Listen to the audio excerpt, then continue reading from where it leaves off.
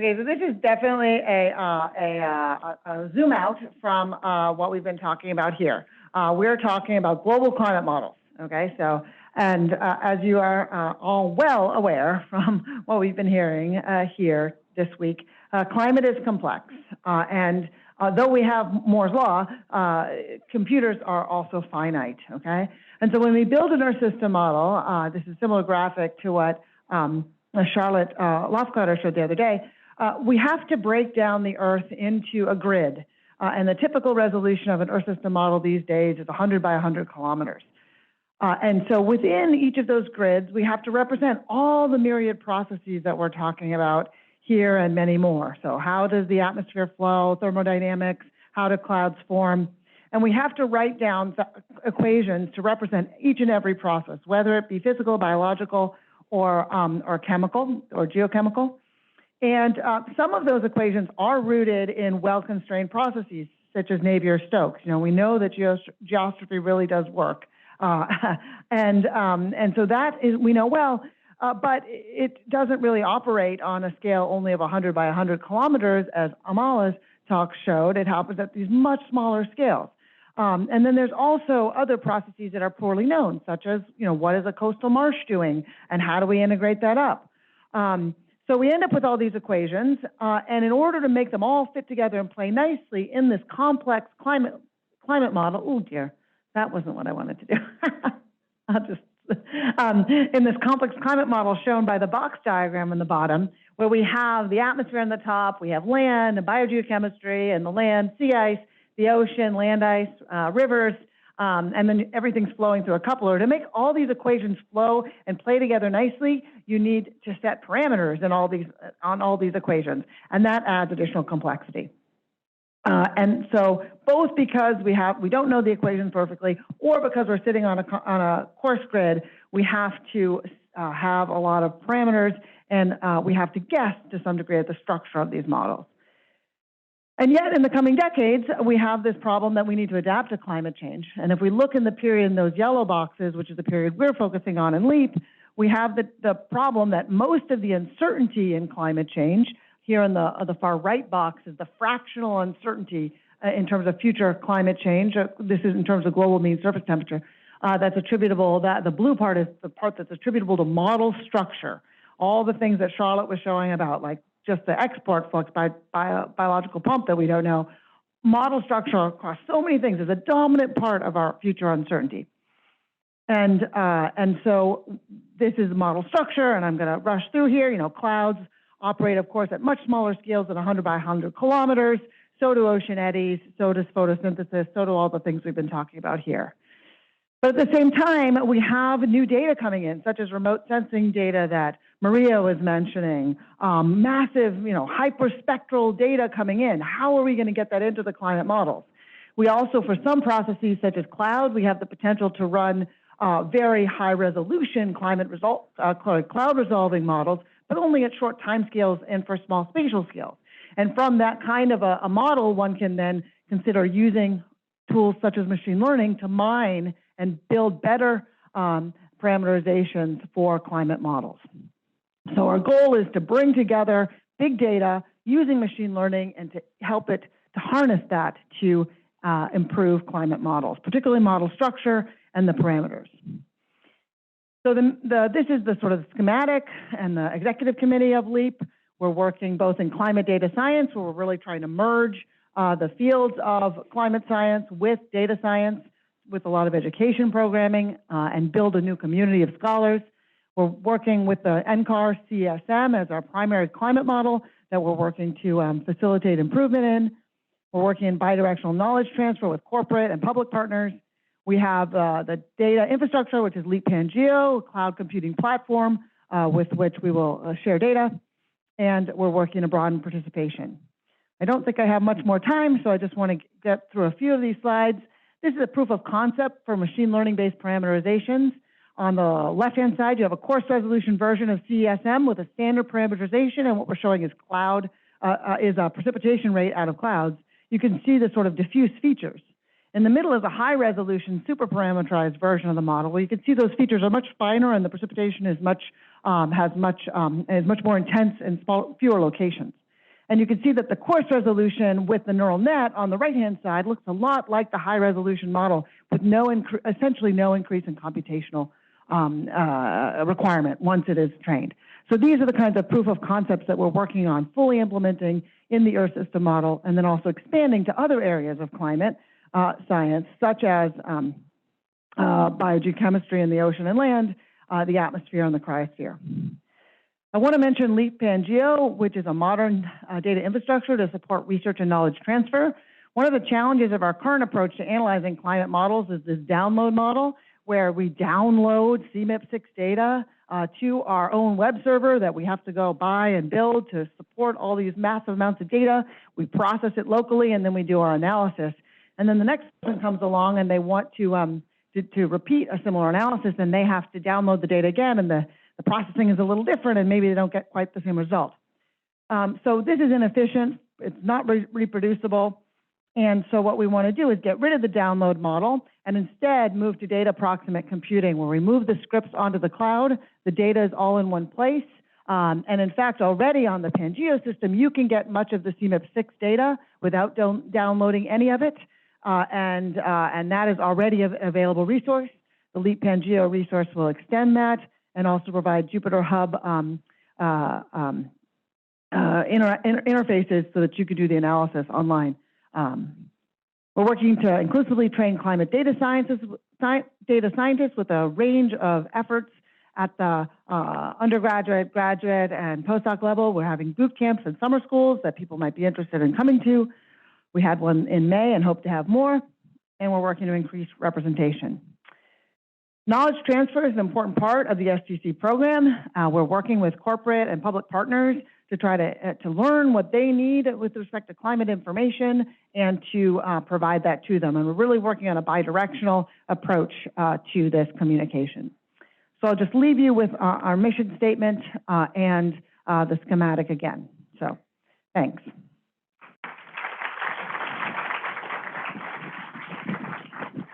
Next up, we'll hear from Liz Kujawinski, who's going to share a recently funded Science and Technology Center called Chemical Currencies of Microbial Planet, or CCOMP. You've probably seen them a lot in our Twitter streams. Same with LEAP. There are a lot of great new education opportunities coming out, so please keep your eyes peeled on both of these Science and Technology Centers.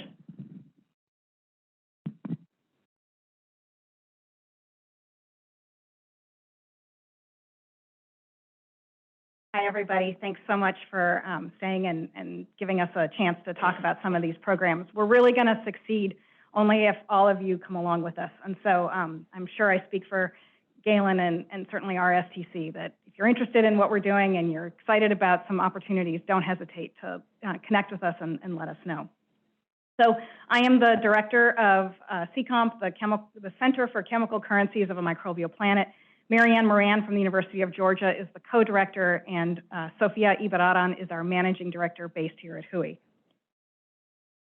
I wanted to just give you an overview of how we got started.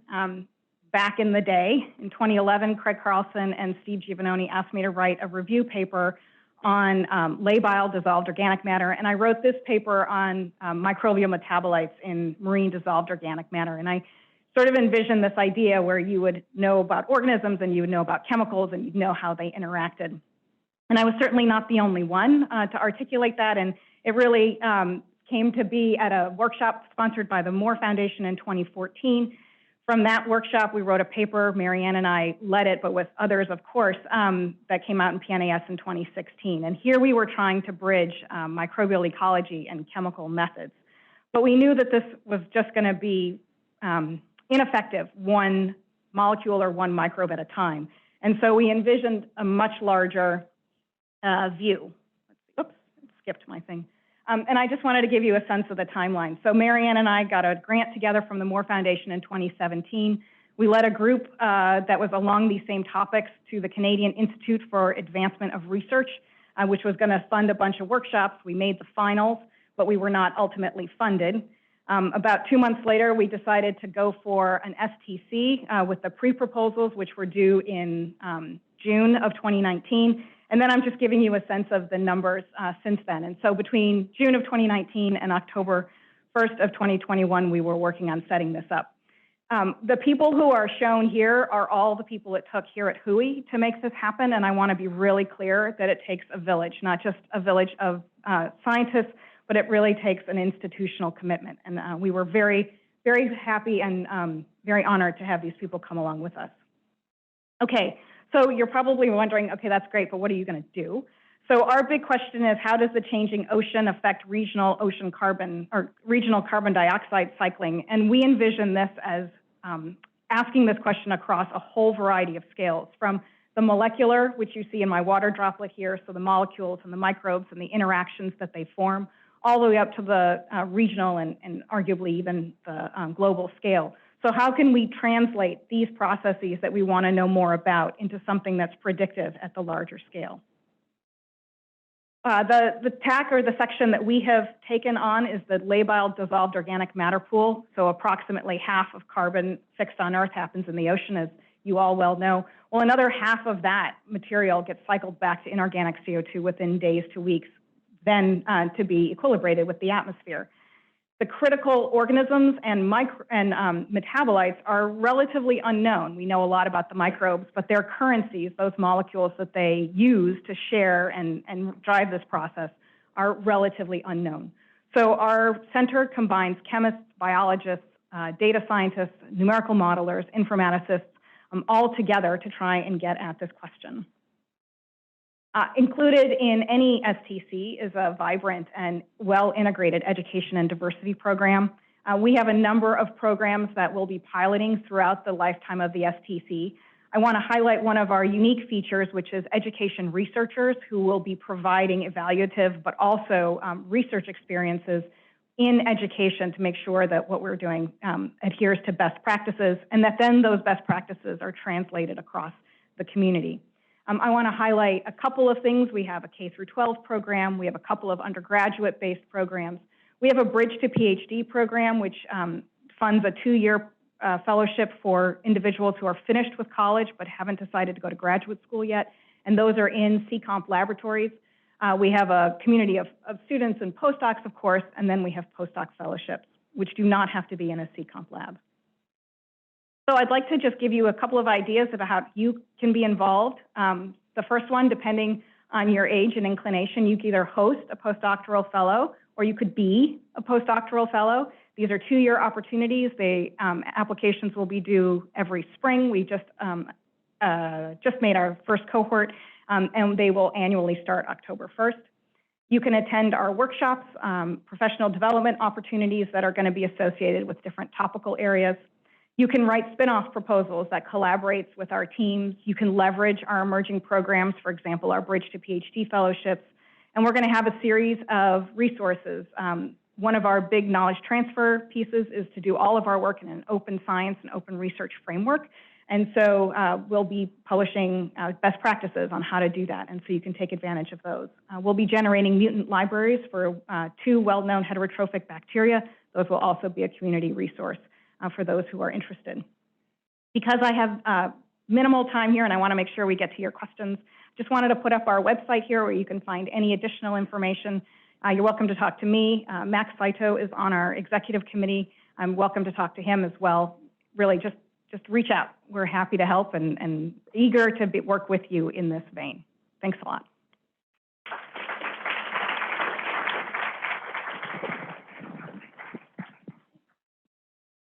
The next series of talks is going to feature BioGeoSCAPES, which is kind of a grand vision that's come together over the last decade.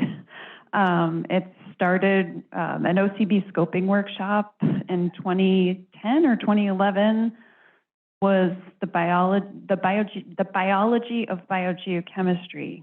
And out of that workshop came a pilot cruise, and out of that came a post-cruise workshop. And we started thinking about the value of co-collecting geochemical and molecular data at sea to really get a sense of how organisms are impacting the food web and the biogeochemical exchanges that are taking place there.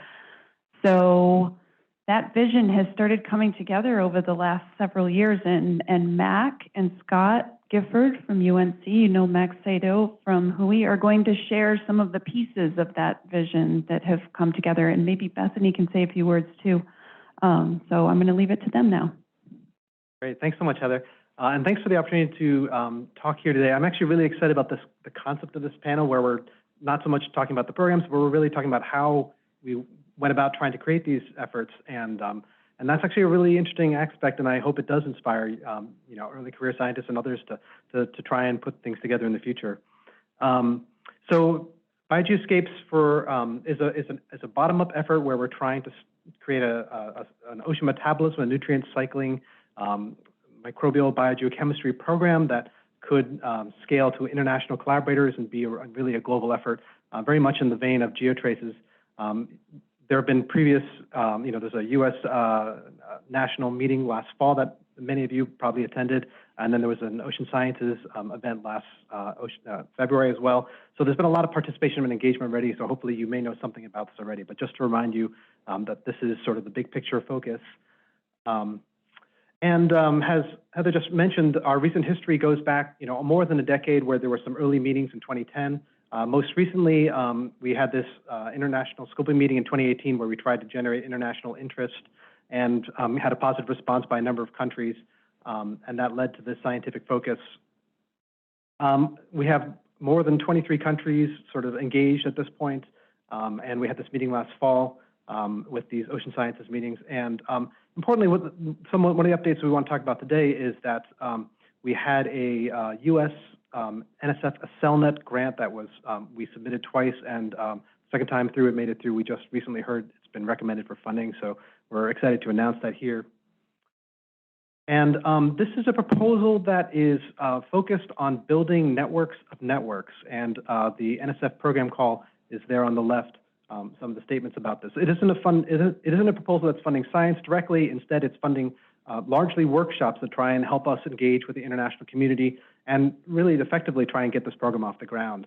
And this is the bubble plot that we included in the proposal, trying to show the various components and people in the community that we were hoping to bring into BioGeoSCAPES concept and to create the networks we needed, spanning different fields: microbial ecology, chemical oceanography, data science, metabolomics, and modeling, and others. And you'll probably see a lot of familiar names along here. So there's a lot of people out there that we think have expertise that contribute, and we're hoping to engage, trying to bring this together. So the Accelnet effort will be largely focused on developing the community to do this, and in doing so, we will focus on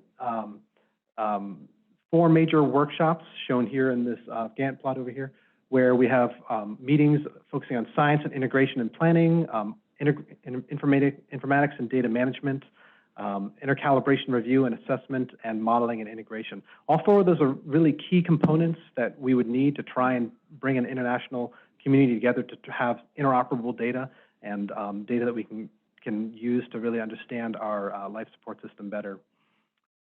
I really want to point out that these are going to be international events. That's one of the really exciting things about the Accelnet program, is it really is focused on helping us engage internationally. So we know that we have collaborators in other countries, and we know, for example, the EU communities have been trying to organize their own set of meetings like this. And if they succeed, we can partner effectively to really get some synergy there.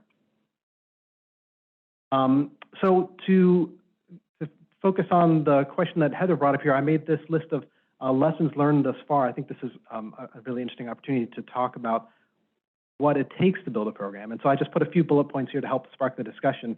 And then we'll shift to the 2 intercalibration efforts.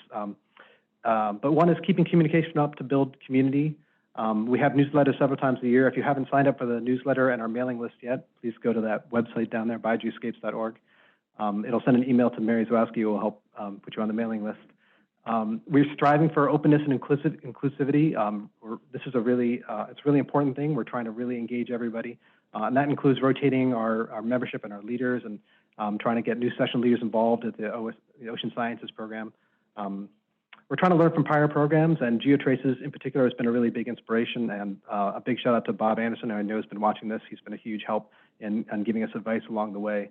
But that's been a really wonderful example of things that we could learn from and what has worked for them and what could be different in a new program. We've really had to shoestring this on a bootlegged effort thus far, and that's worked for us largely, you know. And now we're really excited to have this funded effort to try and really push this forward. We've been trying to find ways to keep the momentum going. As you've heard, this started from meetings starting way back in 2010, and there's been a lot of contributors along the way. So I'm just the current figurehead trying to keep this moving along. And that sort of speaks to this need for heroes. You know, how do you find these people who will step up and do something? You know, you want to find scientists who believe in the concept, who think, you know, sustainability can really benefit from this kind of global scale program, and aren't really doing it necessarily for a reward for oneself, because you realize that the benefit will probably be for the next generation of younger scientists, a lot of you in this room. And so if you want to help, you know, please participate in the workshops, and intercalibrations in particular are really important. That's one of my soapboxes, and that's actually a nice segue into the next two vignettes. I'll start with this very brief update on the ocean metaproteomic intercalibration and intercomparison effort. This is a program that was another OCB-funded effort. And I'll just have two slides. I just want to point out that this is ongoing. We started collecting samples. I can't even read my fine type. Back in 2018, I think. And we're really excited that this has basically come to fruition. We collected samples at BATS, shared them with a number of laboratories, got really consistent results across 7 laboratories. So we're excited to share with the community that, you know, this is a method that is robust and can contribute. And there's some lessons there too. You know, we did this for a couple of reasons. One was to build an internal community of proteomics researchers. We didn't know each other as a community. A lot of these colleagues are in other fields and biomedical fields or human microbiome fields, and so it was really a really valuable community building effort. And it was also meant to try and build external competence. You know, proteomics is a pretty new method, so we wanted the community to start realizing that this is a robust method. There was a really positive community building aspect of this intercomparison that's really been transformative for our proteomics community. We used to be very competitive. We didn't know each other. Some other group wrote a paper and you're wondering who they are. Now we're like, you know, we have buddies who do similar methods, and we can call them up and say, hey, what are you doing for this? This literally happened to us today, and over Slack. And we saw this also in geotraces. You know, the intercalibration efforts really transformed the field to being a much more cooperative field, and that was a really big lesson for me. And I think I can't emphasize that enough. That, you know, intercalibration may seem scary, but it is really positive for building collegiality.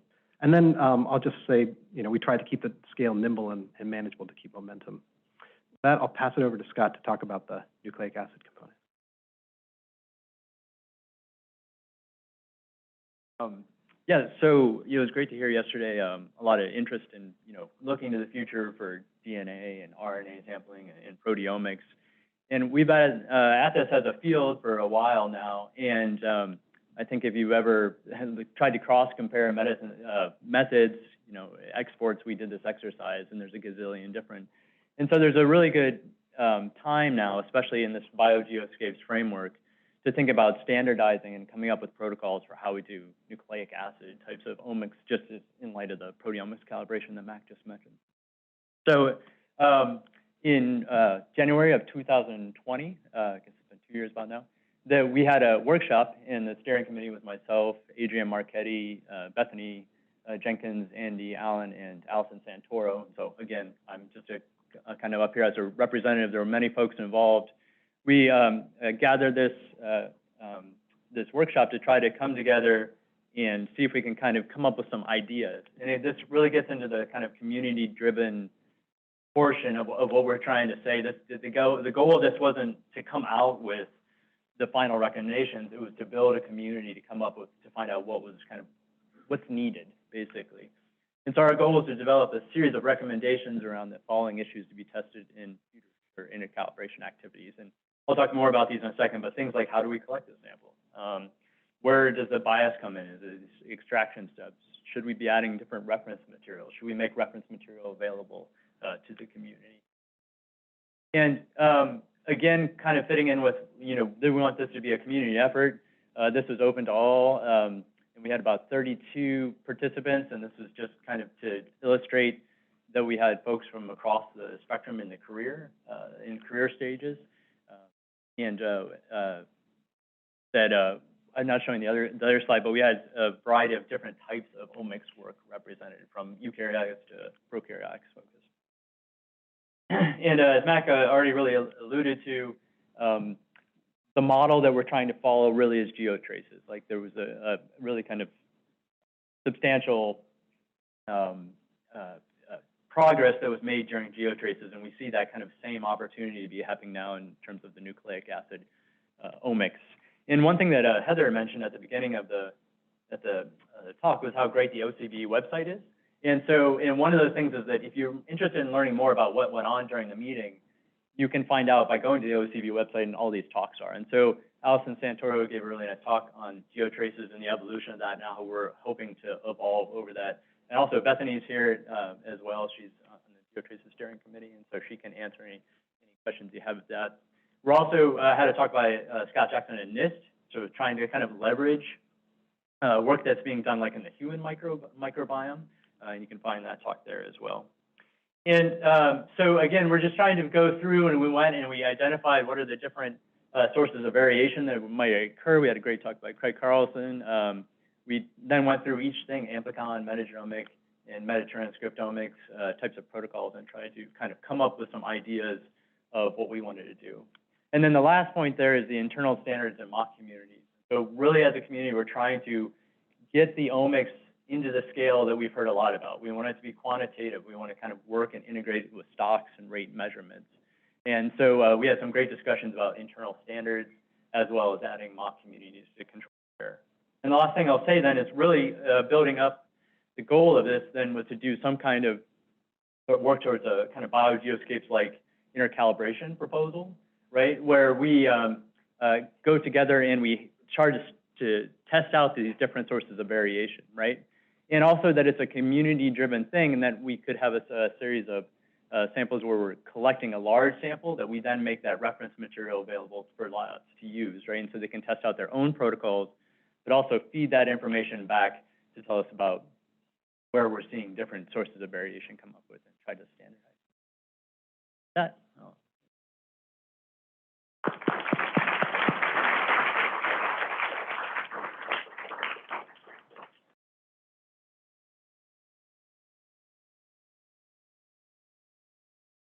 So I know we're just a little bit behind, but I wanted to give at least 10 minutes or so to have, if people have questions for our speakers. Hi, Drew Chappell, ODU. Those were all really impressive, and it's wonderful to see, like, I know how long you guys have been working on all of these processes, but Galen, my question is for you on that open, the LEAP Pangea. Is that something that you guys developed, or, and really how can, so those of us in working on that, a lot of the discussions in BioGeoSCAPES, I remember, were in the working meeting this fall, was on databases and processing and how to streamline that. So can we work together and learn how you did that?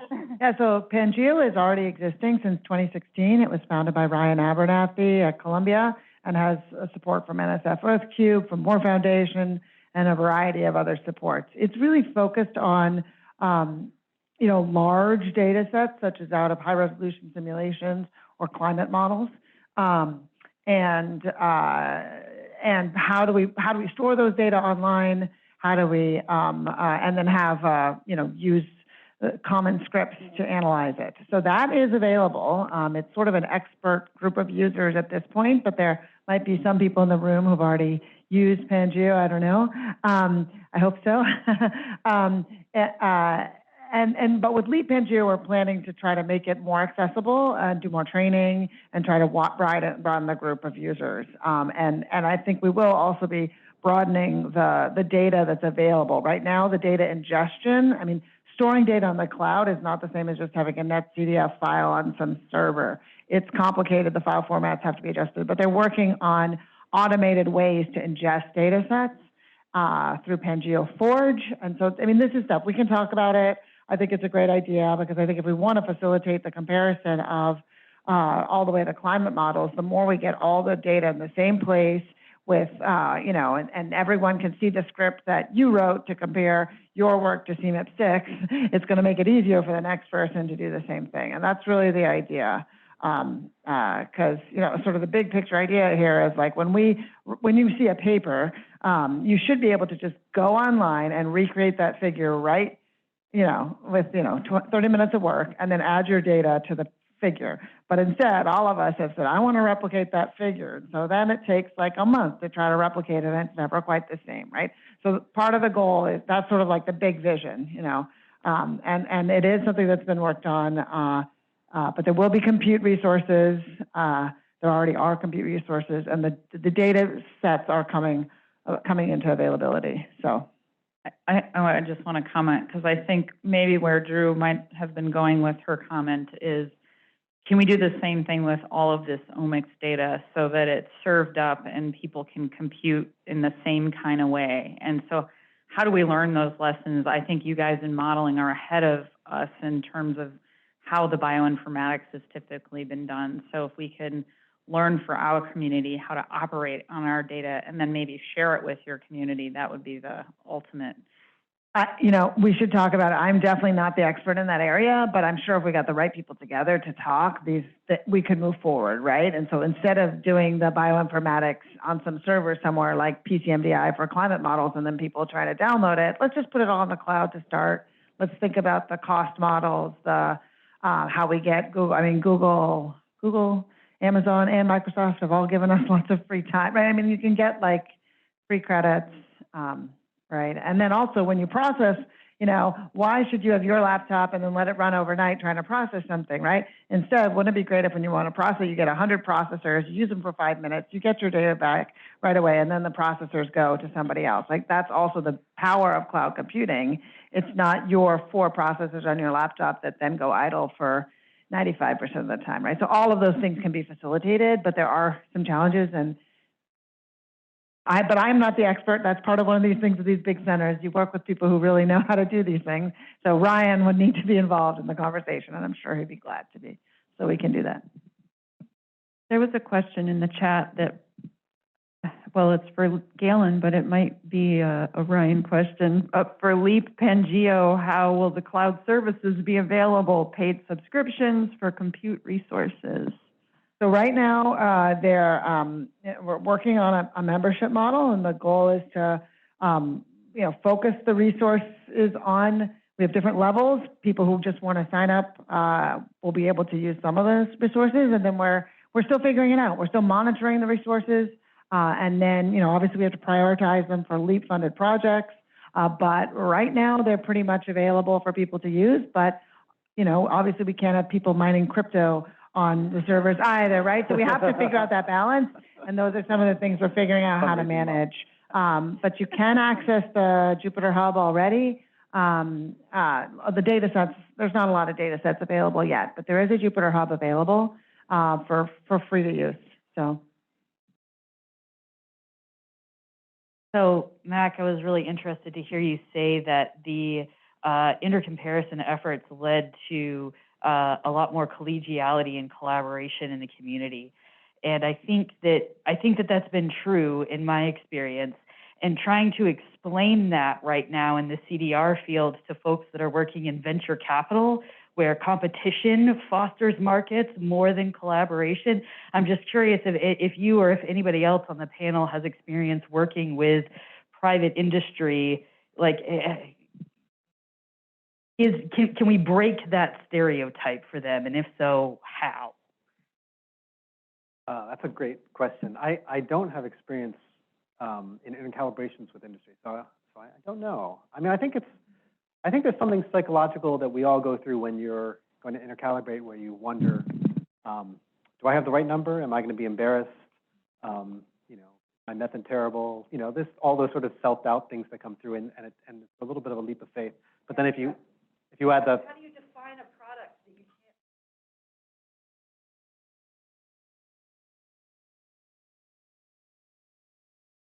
Maybe it's not.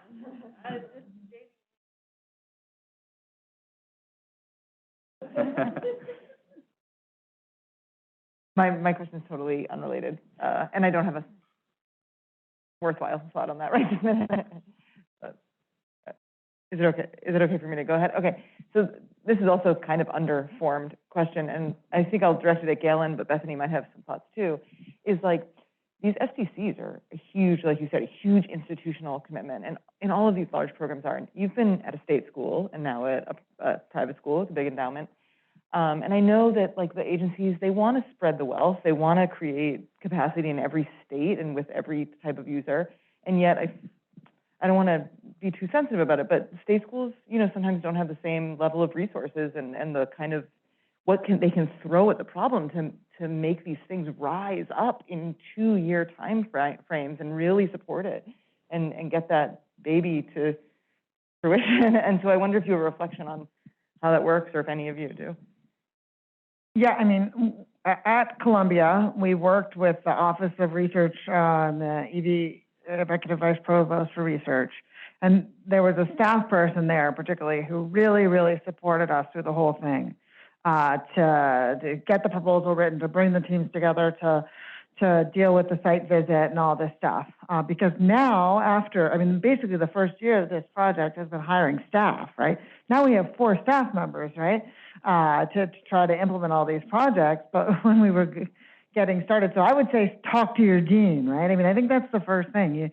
Is to, if you're interested in this, try to talk to your dean and say, I want to go for this big thing, but it's high risk, high reward, but I need support. I need to have help from the institution because I can't, you know, it is, I mean, there were 400 pre-proposals submitted for STC, 40 full proposals, and then, you know, so it is high risk, high reward. And so, and I don't know if that existed at Wisconsin. Maybe I just never knew about it because I never tried to do something big. I know it was quite new at Columbia when we made use of it.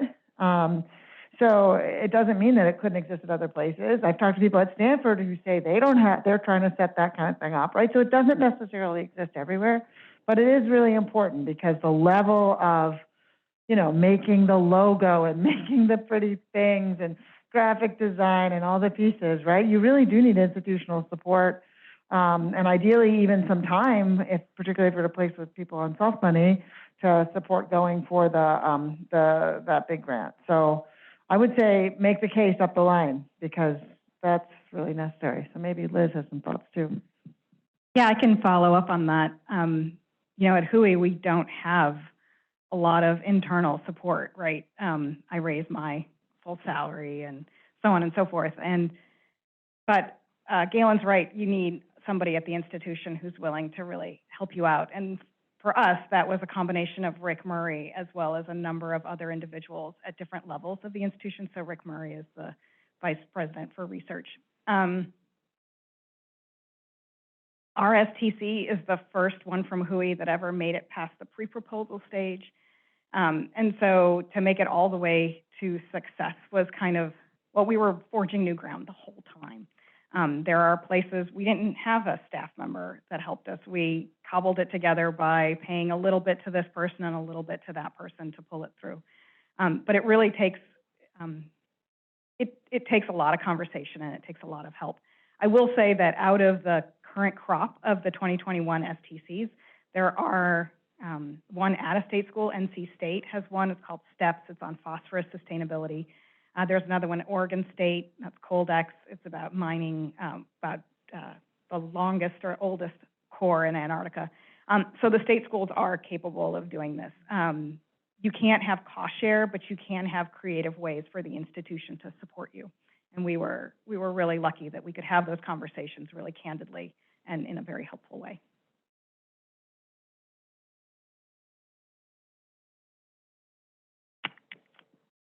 I have a question for Maria Kavanaugh. How do you see interactions between BioGeoSCAPES and programs that may be doing similar sampling efforts but have an applied science mandate? The U.S. MBON and international GeoBON programs may also be a connection. U.S. MBON is integrating multi-trophic level information, including Omics, to understand patterns and trends of marine biodiversity and ecosystem functioning at multiple spatiotemporal scales, using a hierarchical seascape framework in U.S. coastal waters. The methods, development, and science focus of MBON have been primarily applied, conservation and management.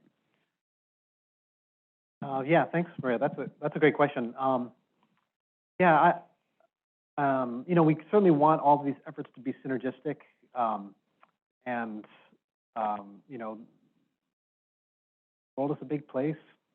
The oceans are huge. How are we going to study everything? And you know, I think more observations we get, and the better ability to integrate the data, intercalibrate the data together, will allow us to get the most information, right? So I think there's a place for all of these things, and particularly if they're intercalibrated and the data is interoperable, then we can really. We've made a lot of connections with Atlantico and Tara too. I mean, that's a big European effort that also is producing a ton of data. Interested. Yeah, I was just going to say, just really to communicate with each other, Maria, and think about ways to have really wide open participation in these intercalibration exercises, because then we can start linking the data sets.